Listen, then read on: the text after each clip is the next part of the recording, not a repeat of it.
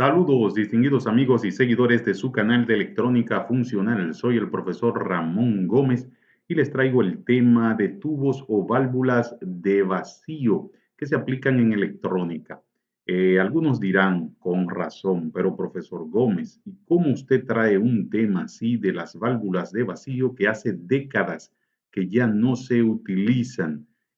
Pudiera decirse que es una clase extemporánea, pero la traigo a propósito porque quiero que mis alumnos y todos los seguidores puedan conocer el génesis de lo que es el control electrónico, ya sea a través de válvulas, que fueron las primeras, los transistores y los MOSFET. Bien, antes de continuar, quiero aprovechar para darle las gracias a todos los seguidores y suscriptores, comenzando por los mexicanos, el pueblo de México. Gracias porque son la mayoría de mis suscriptores, seguido por los colombianos. También nos siguen la gente de España, Argentina, Chile y mi querida República Dominicana y todos los otros pueblos hispanoamericanos, también incluido Estados Unidos. Gracias, ya somos miles y seguimos subiendo. Compartan nuestro canal y suscríbase. Bien, seguimos entonces con el concepto origen y los símbolos y el funcionamiento de las válvulas de vacío. Quédese y verá qué interesante ha sido el nacimiento y la evolución de estos componentes, que es la génesis de la electrónica. Miren, en primer lugar vamos a ver el concepto y origen de la válvula de vacío. Aquí hay mucho texto, si quiere, no pienso leerlo completo, sé que esto quizás aburre, si quiere dele pausa y léalo, pero voy a resumir diciendo que estos dos personajes, estos dos científicos, a ellos le debemos el control de la electrónica. Primero, la válvula de vacío termoiónica fue inventada por John Ambrose Fleming en 1904. Este es un científico británico inglés, el cual supuso, ¿no? Y tuvo la gran idea de en una válvula vacío ponerle dos terminales denominados cátodo y ánodo. Esto es el origen del diodo, solo conduce en una sola dirección. Fleming en 1904 genera el diodo a vacío. Luego en 1907 el señor Lee de Forest le agrega en la misma válvula de Fleming un tercer terminal denominado rejilla, rejilla de control. Ahora ya no era solo cátodo y ánodo, sino que existía un tercer terminal que es el terminal de control denominado rejilla. Y es aquí donde Lee de Forest le da a la electrónica sus inicios. Incluso muchos lo consideran el padre de la electrónica, Lee de Forest. ¿Por qué? Porque a través de la electrónica se controlan los flujos de electrones. Tenemos los componentes que lo controlan, porque fíjense que pudiéramos mencionar muchísimos componentes como la resistencia, el capacitor, la bobina, etcétera, etcétera, pero no son los componentes activos que se requieren para controlar la electrónica. De manera que Lee de Forest comienza creando el componente denominado triodo, que es una válvula de vacío, mediante el cual se controla el flujo eléctrico de un punto a otro, específicamente de un cátodo a un ánodo. Veamos entonces cuál es el símbolo y cómo funciona. Miren, aquí les tengo el símbolo de tres componentes denominado diodo, triodo y tétrodo. Eso es en función de la cantidad de terminales que tiene internamente el tubo. Todos son válvulas, pero el diodo solamente tiene un cátodo y una placa que también hace la función de ánodo. Déjenme ponerle esta imagen. Aquí fíjense, esto ya es pictórico, estos son los símbolos esquemáticos, pero esto es como lo podemos ver. Tenemos la ampolla o válvula que está al vacío de aire, ¿no? No puede contener aire, pero sí tiene estos componentes.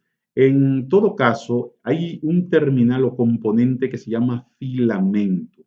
El filamento nunca se cuenta como electrodo porque aunque su papel es sumamente importante, ya que el papel del filamento es calentar el cátodo, siempre está próximo o bordeando el cátodo para que con este calor él libere electrones, o sea, con el calor del filamento, el cátodo pues entonces libera electrones. La placa, pues entonces, polarizada positivamente, recoge esos electrones. De manera que este es el diodo. En el triodo tenemos los mismos componentes, pero tenemos un terminal de control que está en el medio del cátodo y la placa, que es la rejilla. Esta vendría siendo la base, ¿no? Si lo comparamos con un transistor.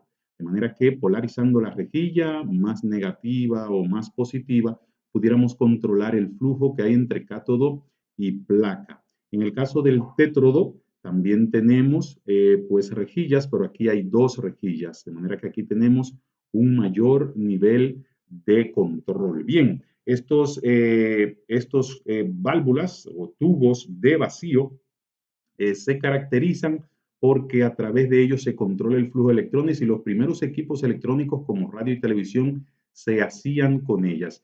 Esto es como lo vemos físicamente, esto es una fotografía de una válvula.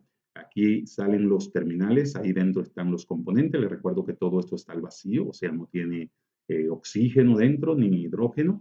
Y tendría esta cúpula aquí donde se sella, donde se cerraba luego de hacer el vacío, pues a veces venía negra o un gris oscuro. Esto se le llama metalización o geterización, porque es relacionado al uso del getter, que generalmente está basado en bario.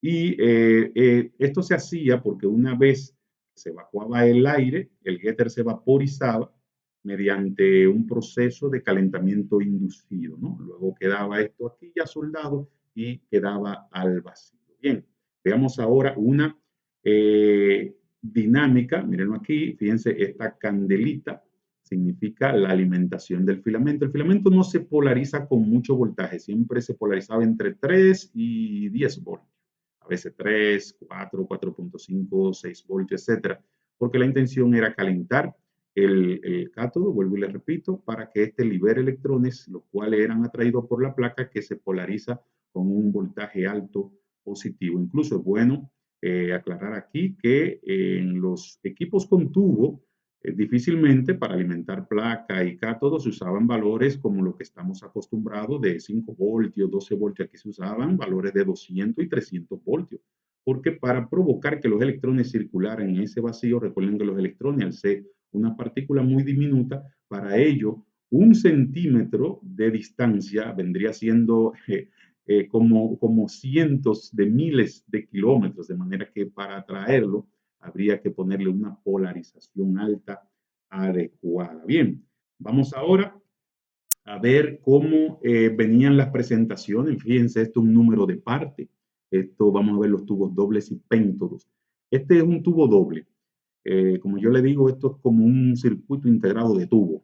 ¿Por qué? Porque dentro de una misma válvula, pues hay dos componentes. Fíjense que aquí, entre el pin 4, 5 y 6, estos tres de acá, tenemos un cátodo, una rejilla y una placa, y de este lado tenemos también lo mismo, o sea que pudiéramos tener el mismo encapsulado, dos válvulas, por ejemplo, en un circuito, con este solo dispositivo pudiéramos tener, por ejemplo, un amplificador de 2 etapas.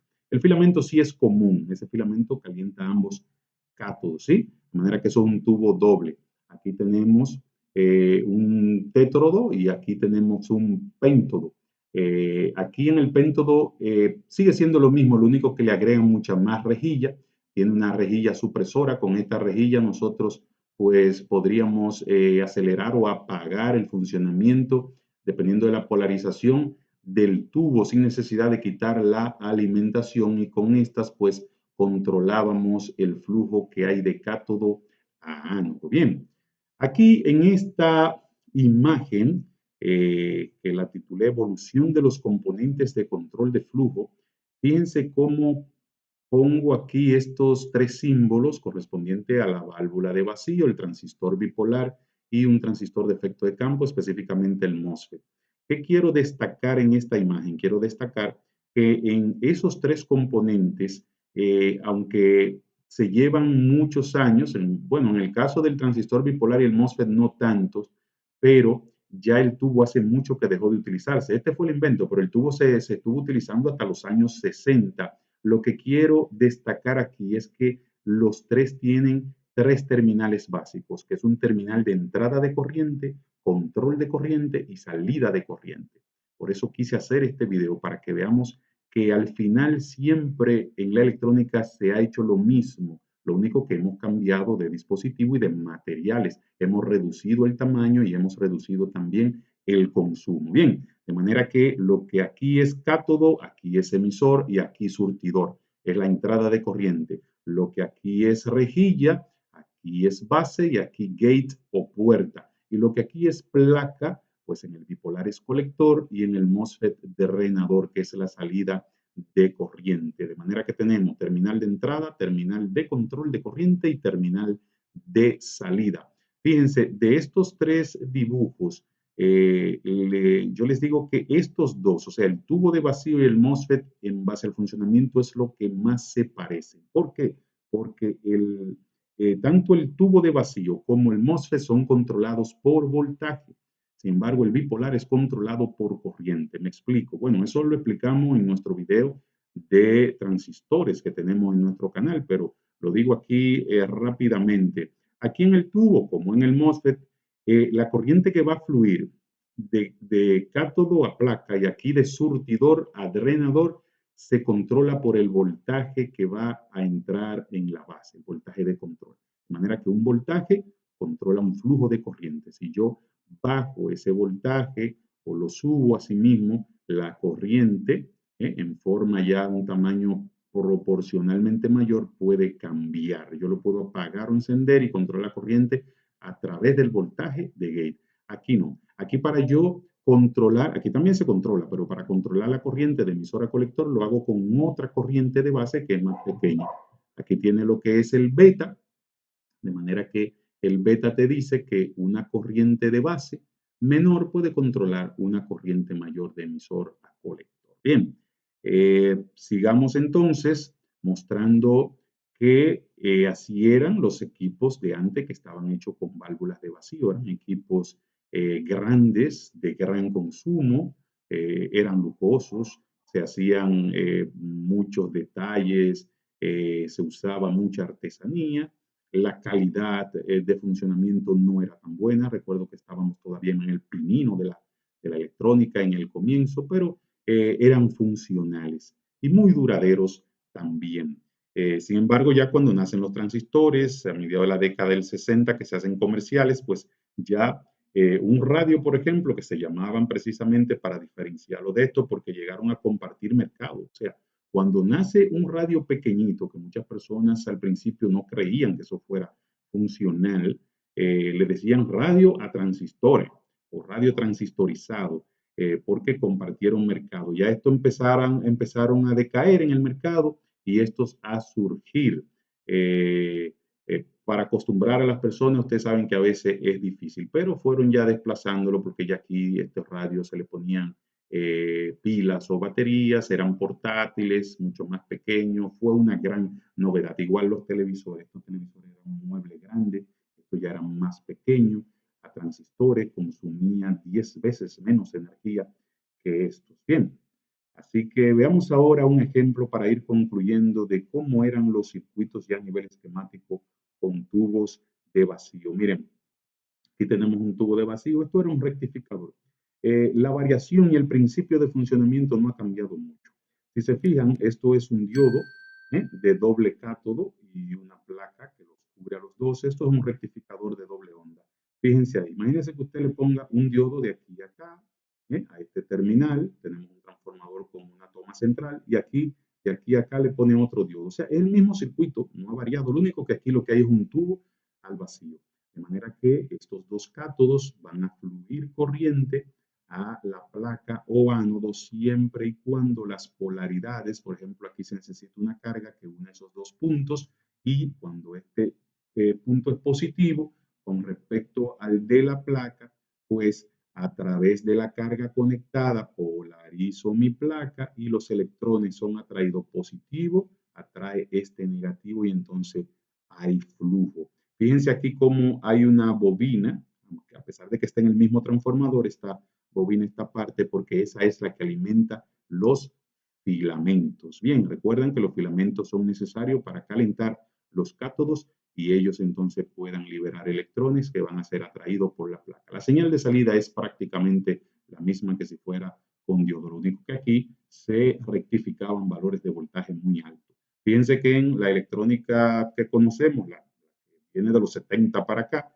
el transformador era reductor, o sea, de 110, 120 voltios a 12 voltios, 24 voltios en el caso de los rectificadores con tubos de vacío, eran elevadores, o sea, los transformadores eran elevadores. De repente usted le entraba a 120 voltios y aquí obteníamos 250, 300 y hasta 400 voltios para que las válvulas puedan funcionar correctamente. Hay un filtro normal, como llevan esos tipos de rectificadores. Bien, fíjense en este otro circuito. Este ya es un amplificador de audio. Fíjense que aquí, en vez de diodos, ya se usan triodos. Fíjense que este sería, aquí se aplica la entrada de audio. Este sería el preamplificador, el tubo que me hace la función de preamplificador, y este sería ya el amplificador de potencia. Aquí hay algo que quizás algunos, los más nobles en electrónica, no han visto mucho, lo que es el acoplo a una bocina. Esta es la bocina por transformador. Había un acoplo por transformador y esto ya es un amplificador, ¿no? Si se fijan, los filamentos, que serían estos dos puntos, dice aquí 4 y 5, estos filamentos pues se conectaban aquí, a esta parte de la bobina o a esta parte. Y fíjense que este circuito es híbrido porque en la parte del rectificador sí se usan diodos semiconductores, pero la parte del amplificador, lo que maneja la señal, tiene tubos de vacío. Ya esto vendría siendo como un diseño de mediados de los 70. Algunos seguían usando tubos en la parte de potencia y ya comenzaron a implementar semiconductores. Bien, así se veían los radios a tubos. Fíjense que esta es la bocina, este es el dial donde usted buscaba la emisora y fíjense allá detrás cómo se veían los tubos interconectados. Raras veces se hacían placas, sino que el tubo entraba en un zócalo y por aquí debajo, por ahí debajo, pues había una conexión que los alambres estaban de forma discreta, aéreo, interconectando los tubos entre sí con los demás componentes. Estos son transformadores o bobinas de núcleo de ferrita variable y así era el aspecto. Pero fíjense en este otro, esto es un radio moderno, esto es un amplificador moderno, porque hay unos amplificadores y unos clientes que requieren que la salida, por lo menos la potencia de salida, la manejen tubos.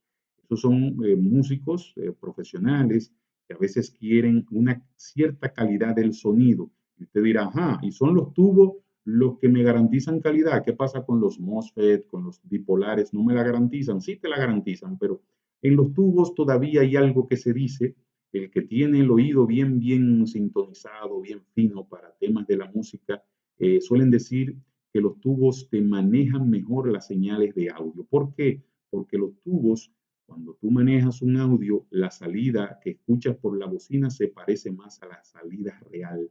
O sea, cuando tú lo estás escuchando en vivo. Por ejemplo, usted tiene un guitarrista y un cantante, si usted utiliza amplificadores con salidas a tubo, ese sonido que usted va a escuchar, aunque sea una grabación, pues se va a escuchar lo más real posible. Yo digo que quizás por el poquito de ruido, pero sí te maneja muy bien la señal de audio, ya que su mismo principio de funcionamiento pues le agrega un nivel de filtrado y menos errores y distorsiones en el manejo de audio.